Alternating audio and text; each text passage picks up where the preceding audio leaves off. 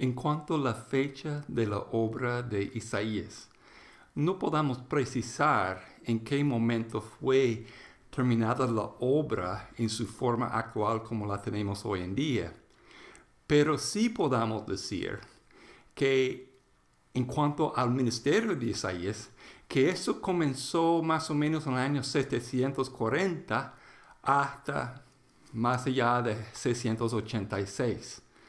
¿Okay? Un largo ministerio de más de 40 años. Y sabemos eso porque en capítulo 6, versículo 1, notamos que Isaías recibió su llamado como profeta en el primer año que el rey Usías murió. Y de ahí, desde recibió ese llamado, comenzó a ministrar hasta los finales del rey Ezequías. Entonces, un largo ministerio y la obra que tenemos hoy en día refleja todo ese transcurso de tiempo con muchos acontecimientos. En su guía va a encontrar una tabla ahí donde lista los 4 reyes que estaban gobernando mientras Isaías está profetizando.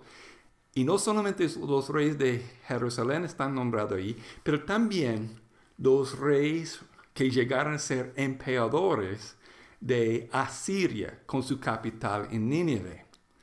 Porque Isaías vivió en años muy turbulentos, tanto a nivel internacional como nacional, y particularmente por Asiria. Asiria realmente es el primer país que busca crear un imperio. Egipto siempre dominaba el mundo, pero nunca intentó conquistar nuevos territorios para dominar sobre ellos. Entró en guerra y exigió tributo, pero no busca dominarlos como control de territorio. Al cambio, Asiria es la primera nación de intentarlo. Y Isaías vivió durante los años cuando Asiria está progresivamente conquistando más y más territorios y dominando esos territorios. Entonces son años muy turbulentos. Y con Asiria levantándose como una fuerza poderosa, muchas naciones más pequeñas comienzan a buscar alianzas. Es decir, estaba buscando unirse para defenderse contra el avance de Asiria. Y la obra de Isaías refleja esa realidad. Vamos a ver un ejemplo en Isaías capítulo 7. Y el contexto aquí es, Asiria está levantándose como un imperio. Siria y Israel hacen una alianza para defenderse contra Siria. Y ellos buscan que Judá, capital Jerusalén, que ellos se unieran a esta alianza para defenderse contra los avances de Asiria. Y lo interesante que el rey Acaz en ese momento rechaza unirse en alianza con Siria y Israel. La manera que yo entiendo eso es que el rey Acaz está viendo una potencial pelea entre un Doberman, que es Asiria, contra 2 chihuahuas, es decir, Siria e Israel. Y él piensa, si van a tener una pelea entre un Doberman y 2 chihuahuas, yo me voy a unir con el Doberman. Y por eso él rechaza unirse al equipo de los chihuahuas. Él está buscando una alianza con Asiria y rechaza unirse a la alianza de Siria e Israel. Y cuando Acaz y Jerusalén rechazan unirse a la alianza, Siria y Israel atacan Jerusalén. No la conquistan, pero intentan conquistarla. Y fracasan en el intento, pero como el texto dice, esta estremeció toda la ciudad de Jerusalén y Judá. Y lo interesante es que Dios está hablando a través de Isaías a Acaz, diciendo, mire, no buscan una alianza con Asiria, ni temen a Siria e Israel, sino yo quiero que tú confíes en mí. Y básicamente ese es el mensaje en esa época. Vamos a ver eso en detalle en Isaías capítulo 7, versículo 1.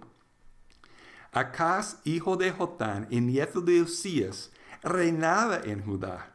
En ese tiempo, Rezín, rey de Siria, y Pekah, hijo de Remalías, rey de Israel, subieron contra Jerusalén para atacarla, pero no pudieron conquistarla.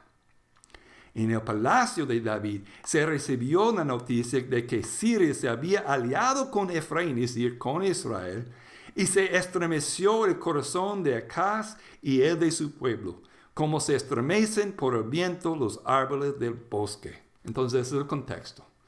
Siria e Israel acabaron de intentar tomar a Jerusalén, no pudieron, pero el rey y el pueblo de Jerusalén está trastornado con todo lo que ha ocurrido.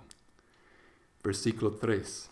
Entonces el Señor le dijo a Isaías, ve con tu hijo Seir Yasub a encontrarte con Acaz, donde termina el canal del estanque superior en el camino que conduce al campo del lavadero. Dile que tenga cuidado y no pierda la calma, que no tema ante el enojo ardiente de Rezín asirio, ni ante el hijo de Remalías, que no se descoronase a causa de esos dos tizones humeantes. ¿Okay? ¿Qué pasó aquí? Siria e Israel acabaron de atacar la ciudad, no pudieron, se retiraron. Entonces, acá sale para hacer revisión de todas sus fortificaciones. Y particularmente es el lugar donde hay un canal de agua que entra a la ciudad, que es un punto de debilidad. Entonces el Señor le dije a Isaías, vete y reunirse con Acaz en ese lugar de debilidad. Y decirles que él no debe tener temor de Siria e Israel. Vamos a seguir a versículo 5. Dile también que Efraín, es decir, Israel, junto con el hijo de Remalías y Asirio, han tramado hacerle mal, pues piensan subir contra Judá, provocar el pánico, conquistarla y poner ahí como rey el hijo de Tabel. Pero dile además que yo, el Señor omnipotente, digo, eso no se cumplirá ni se sucederá. En otras palabras, ¿acaso yo quiero que tú confíes en mí? Dice el Señor. No tema esos dos reyes con su intento de alianza contra ti. Versículo 8. La cabeza de Siria es Damasco y la cabeza de Damasco es Rezín. Noten, Siria es el país, Damasco la ciudad capital, Rezín es su rey. Pero dentro de 65 años, Efraín, es decir, Israel, será destrozado hasta dejar de ser pueblo. La cabeza de Efraín es Samaria, y la cabeza de Samaria es el hijo de Remalías. ¿Okay? Noten el patrón ahí. Nombre Efraín, Israel, el capital de Israel, en este momento la ciudad de Samaria, y Pekah, hijo de Remalías, es el rey en el trono de Israel. Si ustedes no creen en mí, no permanecerán firmes. ¿Qué está diciendo el Señor? No deben tener la alianza de esos dos reyes en contra de ti, porque Israel va a ser tomada, va a ser destrozada, y tú no debes tener temor. Acaz. Ahora, versículo 10. El Señor se dirigió a Acaz de nuevo. Pide que el Señor tu Dios te dé una señal, ya sea en lo más profundo de la tierra o en los más altos del cielo. Pero Acaz respondió, no pondré a prueba al Señor ni le pediré nada. Hay que ver lo que está ocurriendo aquí. Además de prometer a Acaz que esos dos enemigos suyos no van a tener éxito contra ellos porque Asiria va a conquistar Israel y destrozarla, ahora le ofrece a Acaz algo muy parecido a lo que hizo a otro descendiente de David en el trono, es decir, el rey Salomón. Y le dijo a Salomón un día, mire, pídeme a cualquier cosa y yo te daré. Y recuerden que Salomón le pidió del Señor sabiduría y el Señor le entregó esa sabiduría. Y aquí Dios está haciendo lo mismo con Acaz. Mire, aquí hay un cheque en blanco. Ponle lo que quieres y te lo voy a darle. Y acá suena muy espiritual. Yo no voy a poner a prueba al Señor. Pero mire, eso no era poner al Señor a prueba. Acá no está exigiendo algo de Dios, sino más bien Dios está ofreciendo a Acaz algo gratuito. Y Acaz rechaza el regalo.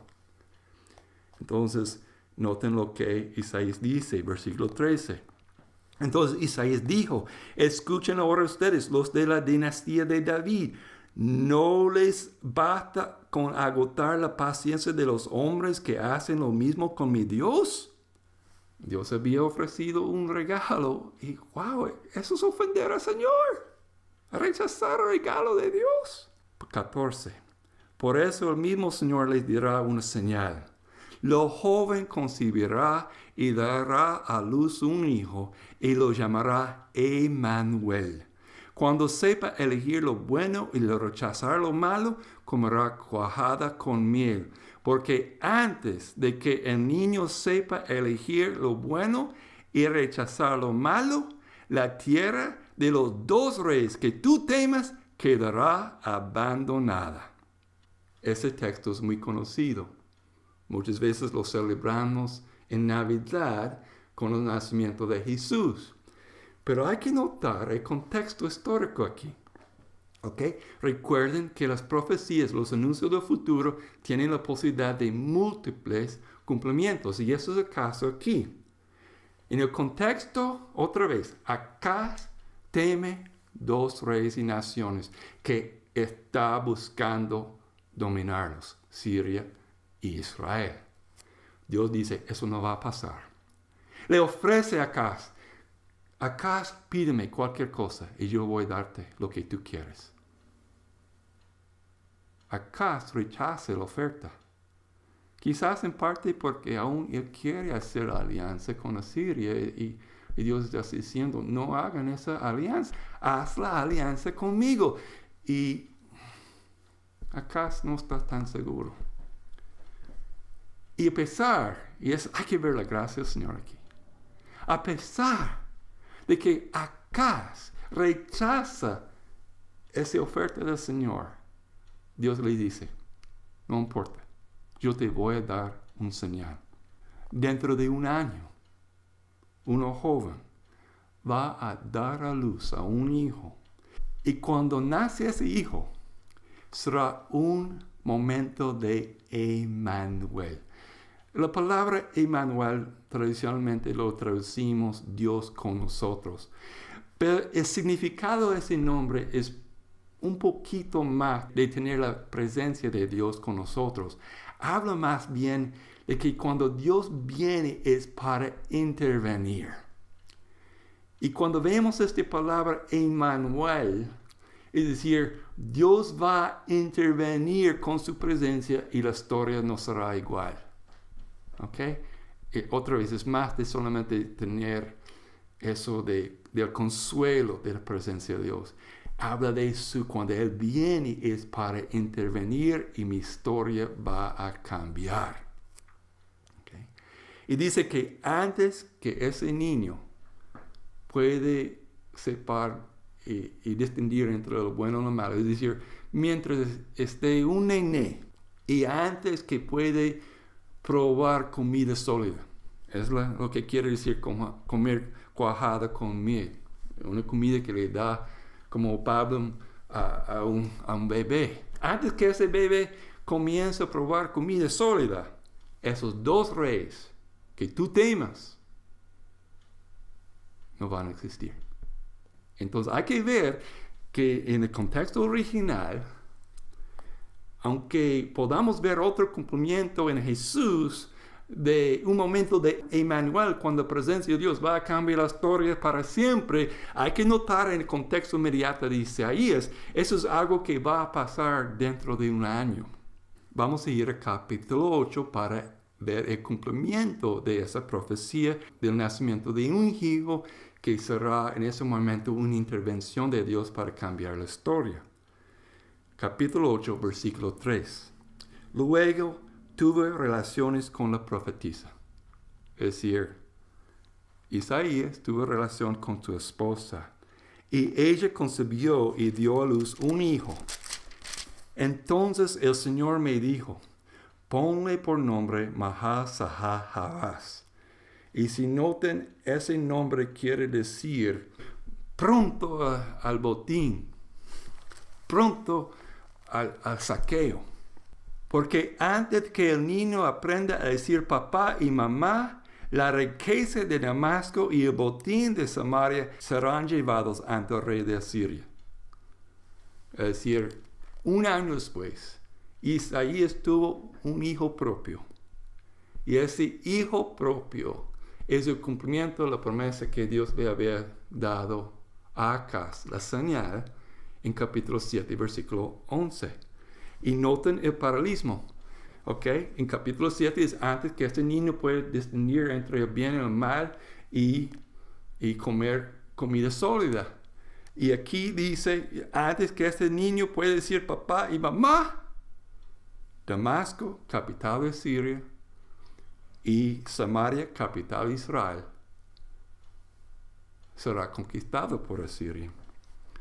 Y el Señor volvió a decirme, versículo 5, por cuanto este pueblo ha rechazado las mansas corrientes de Siloé y se regocija con Rezín y con el hijo de Remalías, el Señor está a punto de traer contra ellos las impetuosas crecientes del río Eufrates, el rey de Asiria con toda su gloria.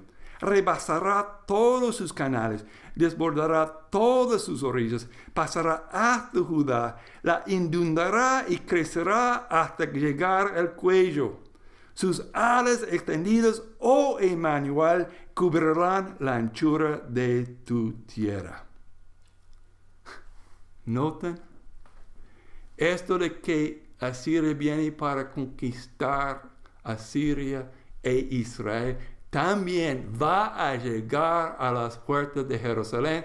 Describe como un juicio de aguas y Jerusalén va a llegar hasta el cuello y está para ahogarse. Y noten otra vez el paralelismo, capítulo 7, ese niño cuando nace será un momento de Emmanuel, la intervención de Dios que va a cambiar la historia. Y dice lo mismo, Asiria llegando, conquistando Siria e Israel y llegando hasta casi tomar también Jerusalén, será un momento de intervención de Dios, un Emmanuel que va a cambiar la historia para siempre. Versículo 9. Escuchen esto, naciones, todas las naciones lejanas. Entonces, ese mensaje no solamente es para Jerusalén y Acaz. Alcen el grito de guerra y serán destrozadas. Prepárense para la batalla, serán despedazadas. Prepárense para la batalla, serán desmenuzadas. Tracen su estrategia, pero serán desbaratadas. Pongan su plan, pero no se realizará, porque Dios está con nosotros. Todas las naciones van a ser estremecidos, conquistados por Asiria, pero Dios va a estar con Jerusalén. Su intervención va a cambiar la historia. Entonces, eso es solamente una ilustración de varios momentos que hay contenido aquí en el libro de Isaías que corresponde a momentos históricos muy específicos.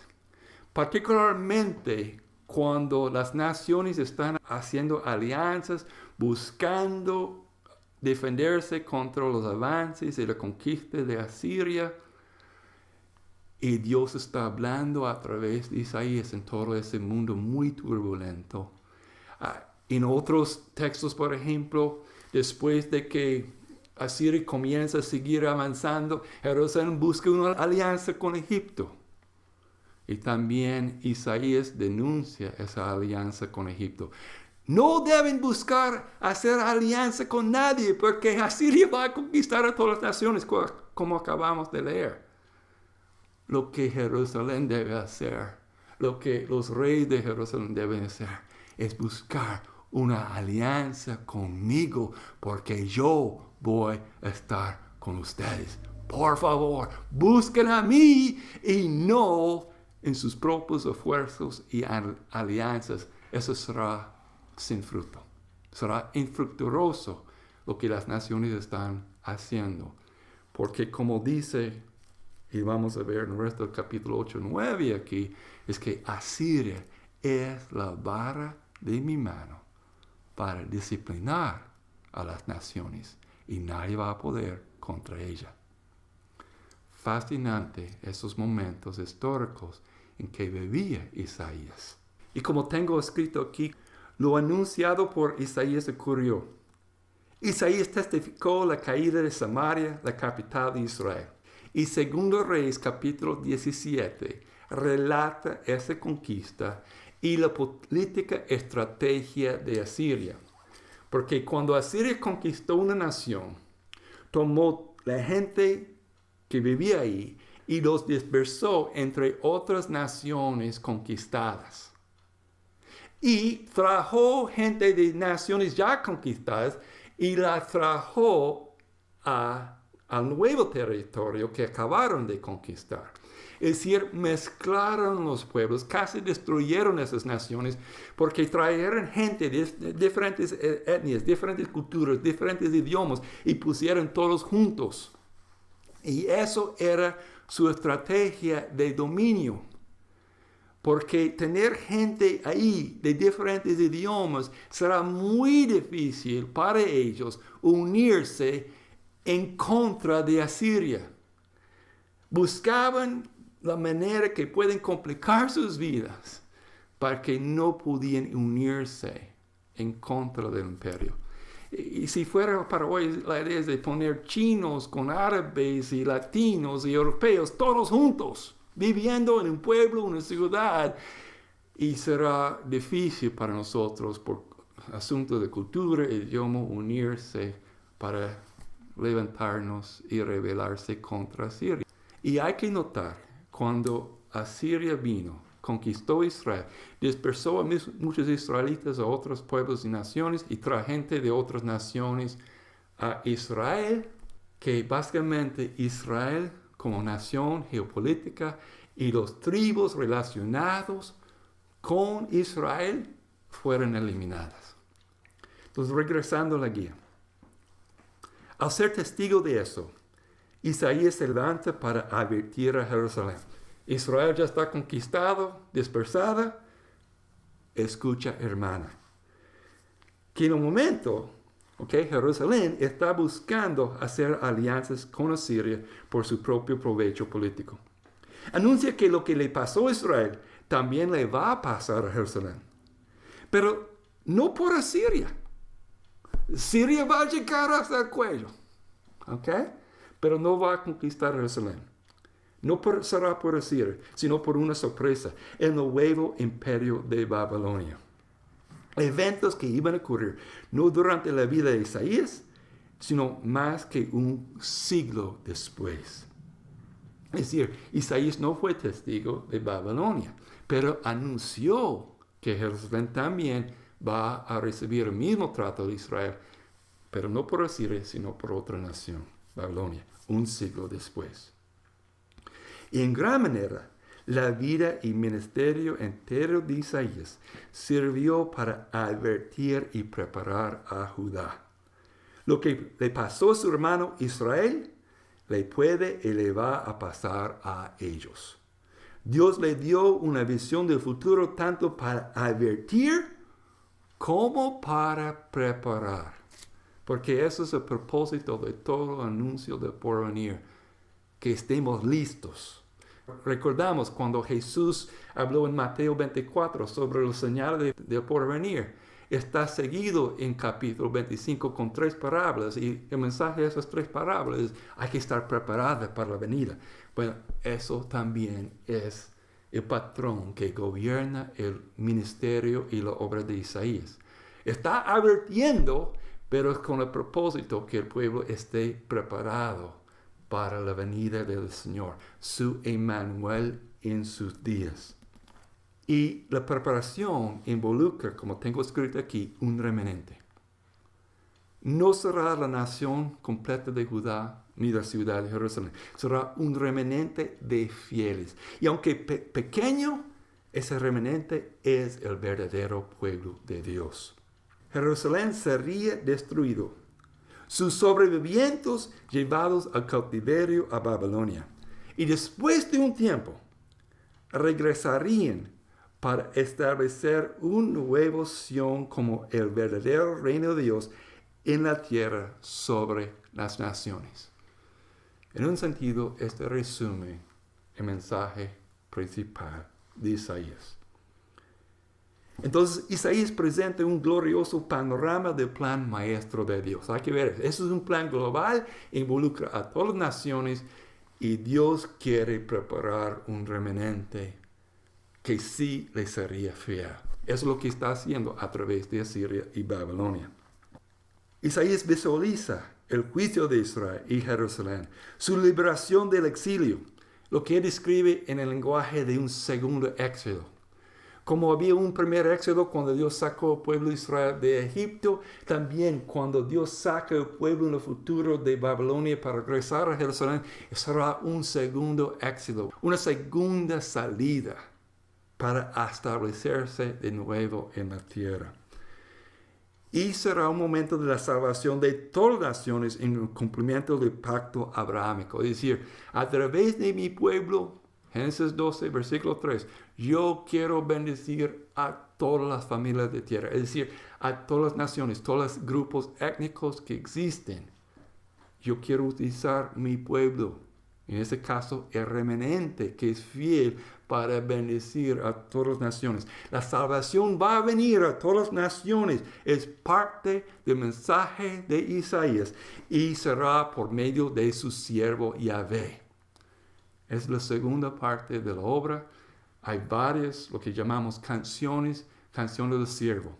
Y el siervo es muy variado, pero hay que ver que principalmente el siervo principal de Dios es Israel. Será un momento de cumplimiento que termine con la redención final de Israel y de las naciones con la creación de un nuevo cielo y tierra. En eso hay paralelos con el libro de Apocalipsis. Inclusive hay una sección de Isaías que titulamos el pequeño Apocalipsis, porque Isaías también previene ese mundo cuando Dios va a crear un nuevo cielo, un nuevo cielo, con un pueblo redimido de todas las naciones y su siervo va a estar ahí gobernando sobre ellos. En ese nuevo cielo y tierra habrá un nuevo Sión, la morada de Dios con su pueblo. Será restaurado con toda su gloria. Eso es la visión que Isaías tuvo y comunicó a Jerusalén, los reyes de Jerusalén y a todo el mundo. El plan de Dios es global. Lo que está ocurriendo en esos días a través de Asiria y después Babilonia es para producir ese remanente que va a incluir a todas las naciones y va a resultar en un nuevo cielo, una nueva tierra, con la presencia de Dios con ellos. El verdadero Sión. Entonces, por esa visión panorámica, Isaías tuvo una influencia fuerte sobre los autores del Nuevo Testamento, más que cualquier otro libro del Antiguo Testamento, de hecho. Los Sr. Hubbard y Bush, por ejemplo, dicen que Isaías es citado 411 veces en el Nuevo Testamento. Es el libro del Antiguo Testamento más citado en los Evangelios y las epístolas, inclusive Apocalipsis del Nuevo Testamento. Y Isaías es un gran profeta por varios motivos. Primero, por el tamaño de su obra. Aquí tenemos la obra literaria profética más grande que tenemos, 66 libros. Segundo, por la calidad, diversidad y destreza literaria de sus escritos. Recuerden, Isaías comenzó su vida profesional como un escriba, un cronista. Por profesión, él es un autor y él desarrolla sus destrezas literarias y la obra es evidencia de esa destreza. Okay. Isaías es grande en eso. Hay muchos de sus textos, sus metáforas, la manera que comunica el mensaje con paralelismo y todo. ¡Wow! Impacta hasta el día de hoy los textos de Isaías. Y el hecho que comenzó su vida profesional como un autor, un escritor, hay evidencia de eso en su obra. Y es grande en ese sentido. Pero también su obra es muy significativa por su mensaje sobre la persona de Dios, el Santo de Israel, y su plan maestro para su pueblo y las naciones que la obra comunica. Lo que acabé de describir es universal, involucra a todas las naciones, ese plan de Dios. Isaías comunica lo que es la esencia de ese plan, dónde va a terminar la historia humana. Y así lo vio y lo comunicó. Y es un gran profeta por la extensión e influencia de sus escritos en sus propios días. Él tuvo influencia en los reyes. El rey Ezequías en particular escuchó el mensaje profético de Isaías y le creó.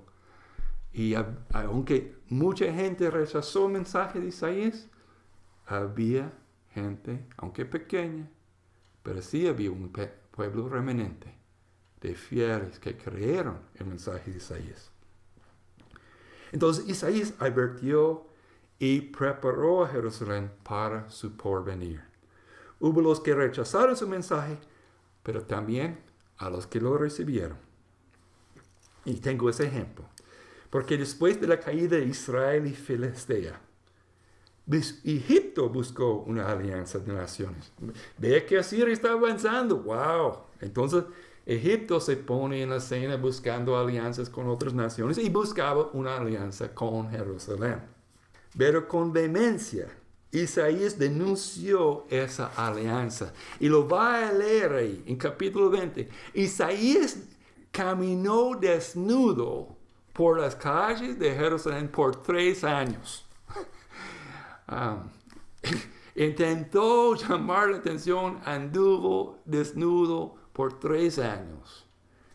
Solamente para denunciar, no busca su salvación en Egipto. No busca una alianza con ellos. La fuerza de Egipto no va a ayudarte. Busca al Señor. Él quiere estar contigo. Es el mensaje.